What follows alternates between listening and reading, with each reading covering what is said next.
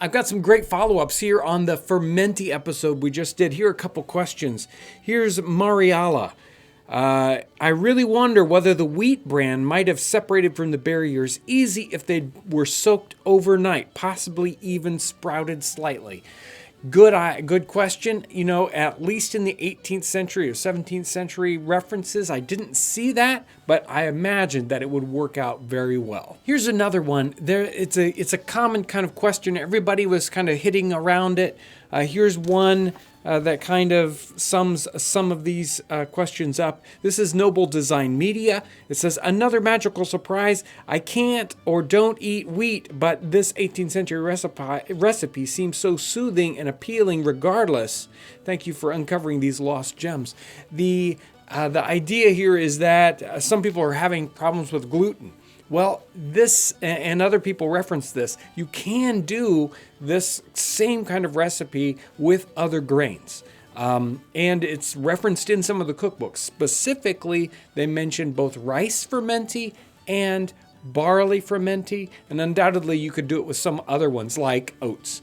So if some of those grains aren't a problem for you, you can experiment and try the same thing with some of these other recipes, although it's not quite the same thing because of the way we get the wheat. You know, the kind of wheat berries we get today are unprocessed, the same kind they would work with. But today, if you're buying barley, it's already pearled barley, so likely you wouldn't need to remove the hull from it. You would just need to boil it ahead of time and get it prepared.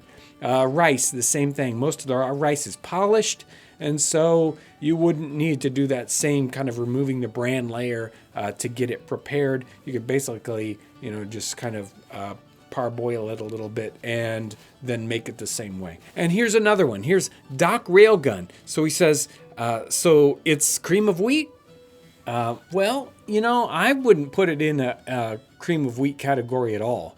Sometimes I've made my own cream of wheat or cream of rice, and I will just partially grind the grains so that you get it kind of a grain broken up into 5 or 3 or 4 pieces. So it's, like cracked wheat or something like this.